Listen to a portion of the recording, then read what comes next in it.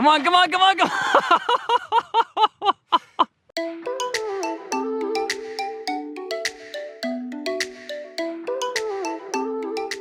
Hi everyone, if you are a returning subscriber, welcome back to our channel. If you're new here, I'm Sid. And I'm Mackie. Mackie's over there. We are currently camped in St. George, Utah, out at Gooseberry Mesa. This is one of our absolute favorite places to camp. The campsites are incredibly beautiful. We're right near a trailhead, which has some awesome trails. This is a really nice place to spend a few days. Today on the agenda, we are going out to do some sessioning on our hardtails. As you guys know, we got hardtails this year because we're doing a little bit of XC racing. I have not had a hardtail or ridden a hardtail for more than just like a photo shoot since 2011. So that is 8 years that I've been riding big bikes and focusing on going downhill. So those hardtail skills are really rusty. Unlike Sid, I actually have a lot of experience with hardtails. When I was racing cross country seriously back in the early 2010s, I was riding for Giant at the time, had a Giant XTC. I've raced a lot of cross country on hardtails, raced a lot of short track on hardtails. I have not had a hardtail since 2012, 13, something like that. It's been really fun to get back on a hardtail and sort of like remember some of the differences, because let me tell you, there are definitely some differences, and it's helped expose some of my weaknesses as a rider who's been riding fully suspended bikes for the last 7 years. No way. That's way scarier when you get right next to it.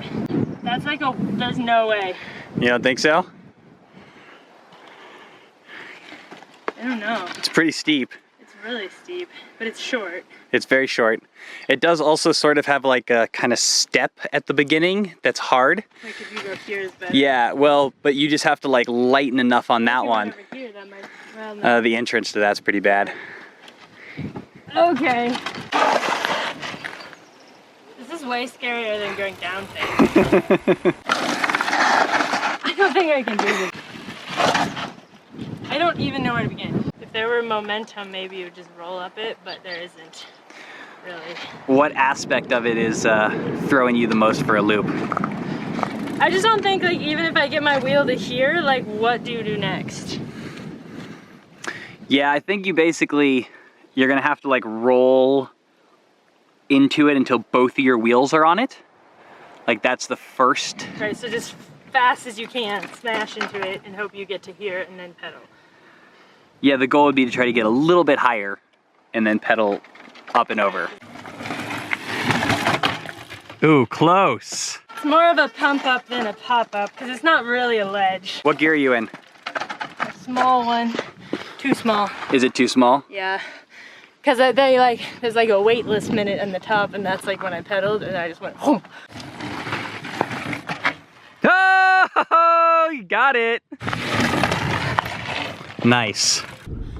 So most people, when they think of sessioning, are probably thinking of downhill sessioning. Why are you not sessioning downhill? This is actually something I didn't expect with the hardtail at all. I thought that it would be the most hard on the descents, but I actually discovered that I have a really hard time with the technical climbing on it. And I think it's because I'm used to climbing on a full squish bike that kind of like digs that rear tire into the ground a little bit, and you get a little less of like this. So basically your rear tire stays connected to the ground better. On a full suspension On a full bike. suspension Yeah. bike. So on this, it's trying to figure out like when can you pedal and when can't you, because sometimes your tire's in the air from getting bounced by like a rough spot. Right. And part of the reason I wanted to work on sessioning the technical climbing is that's a weakness for me. Especially out here, there's nothing that I can't ride on this bike going down. There were like a lot of ups that I was not making it up.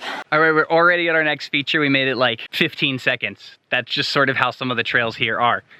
This thing right here that you can see, what's technical about it is that it requires like some skill moves. It requires moves basically, whereas the previous one was mostly like commitment and timing your pedaling right. This one requires that like on this kind of square edged point right here, that you have to like pop the front wheel and pop the back wheel while still carrying enough momentum to make it up and then pedal your way out of that. Sid has not ridden this one yet. Let's see how she does on her first try.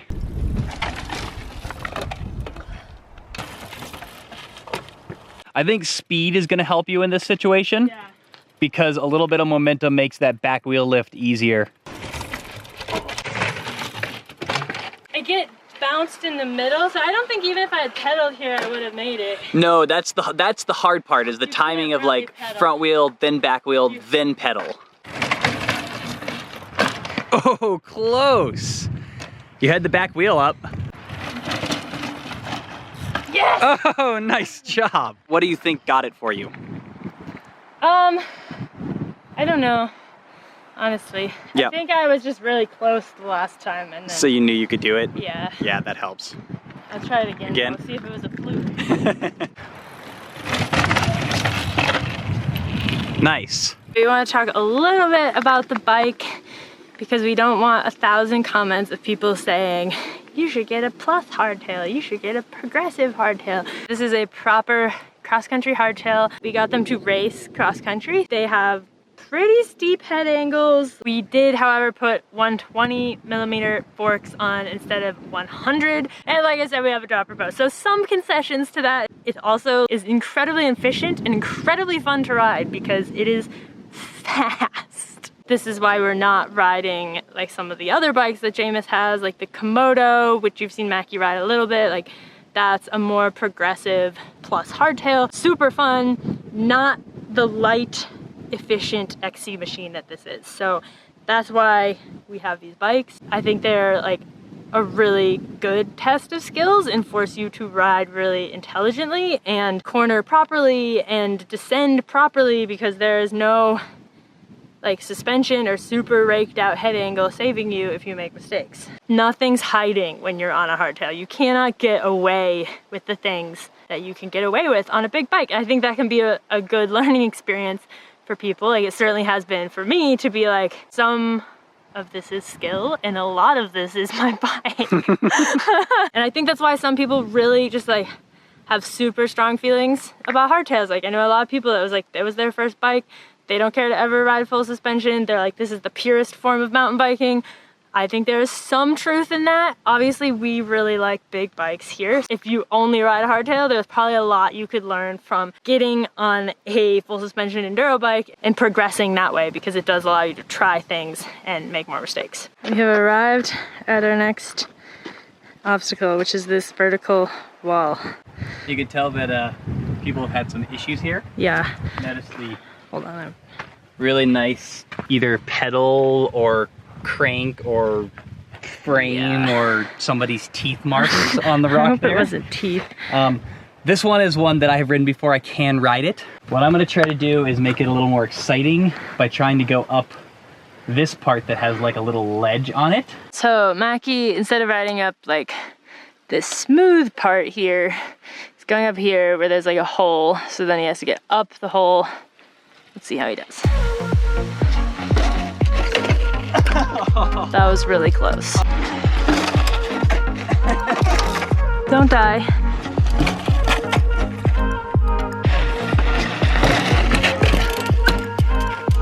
Man, that's hard. I'm struggling with like keeping momentum because that's what I need. With also, like if you come into this fast, there's like a tiny ledge here. Yeah. And that like hits your tire about the same time. Like come in, it hits your tire about the same time that you have to start lifting up the front wheel to get over the next thing. Come on. Oh, so close. This one is also kind of tricky because there's like not a very good run in. Like you're not coming down, you're like flat, sideways, turn. Yes, yes, yes, yes, yes, yes. Right. Nice work.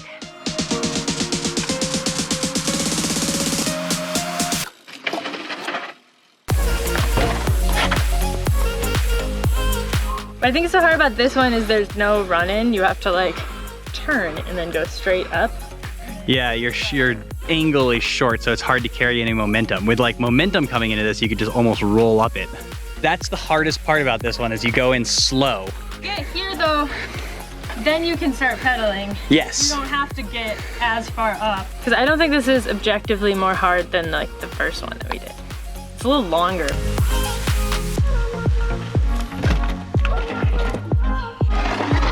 Oh.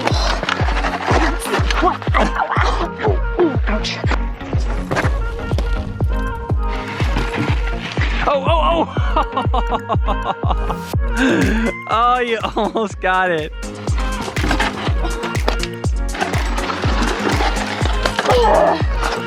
Too big of a gear. Come on, come on, come on, come on. So close. Well, that is definitely your farthest. I think I'm done. I don't think I'm gonna get better than that. I think you deserve a high five, because really that, like, you're almost there. All right, I'm trying.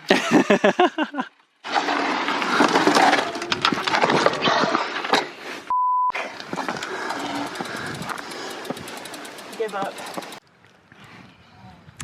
I know you didn't make it, Sid, but you don't have to jump off the cliff because of it. It's just not worth it.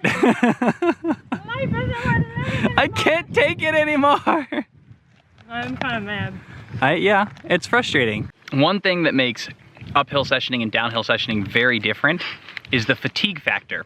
With downhill sessioning, like, yes, your arms will start fatiguing and your legs will eventually start fatiguing. But for the most part, you're just like, you're rolling down. With uphill sessioning, you're basically doing like a power sprint move every try. So understandably, you start to get tired. So the fact that Sid made it as far as she did on her last try, or I guess it was what, second to last, third to last? Like, Second to last was the best. Second to last was the best, and then the last one was slightly worse. That's fairly common because you're like almost there, and then you try again and you're like, now I'm just tired, and so I'm not gonna be able to do it now. And that's the time when you walk away and you eat a delicious bar and you relax for a little while, and then you decide if you wanna try it again. These bars are so good when they're melty. Which bar is that? It's the raspberry lemon one. Ooh, from scratch, can I have some? There's white chocolate in it and it's all melty. Oh, the whole thing, yeah. It tastes like raspberry cheesecake. It does taste like raspberry cheesecake.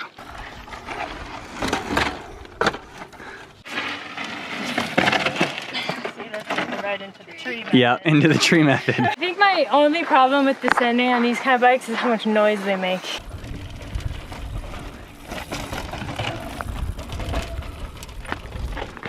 It like really throws you off. You're like clunk, clunk, clunk. You're like, Really, I did something it's wrong, but really it's just like, Quite capable, you know? yeah. This one is kind of like a little ledge, pretty big like power move. I think the main thing is going to be commitment, because after watching you on those last couple ones, you obviously have the power. I think it's trickier than it looks though, because it's like multiple little ledges. You have to time your pedal strokes so that your tire is on the ground. And that's one of those times where a full squish bike, as you said earlier, like you could just roll into it and it would keep your tire on the ground. Yeah. But this way you have to like be a little more conscious of when you're pedaling. This is an especially hard thing to work on when you're tired. So let's see if Sid can pull it off despite all of her. Oh, dang, first try. Does it even count as sessioning? Or does it just count as kicking some booty? High five, nice job. So I'm glad that I did that because I didn't get the other one, which was a little frustrating, but I think by trying that one 1,010,000 times, it still got better. So sometimes the point of sessioning is not the thing, but just like you getting better in general. Like this thing wasn't even hard anymore. Whereas earlier I was having problems with it. I think it's good to have those obstacles that you can't do so that you keep doing them over and over and over again, and then it makes other things seem easy. The inspiration for this video actually came from a video from our friend Steve over at Hardtail Party, and we'll put a link to it right here. And you should definitely check it out. It's super inspiring. He is absolutely shredding a really technical trail on hardtails. So if you like this video, you'll like that one. And basically, trying to push your limits on a hardtail is being more awesome.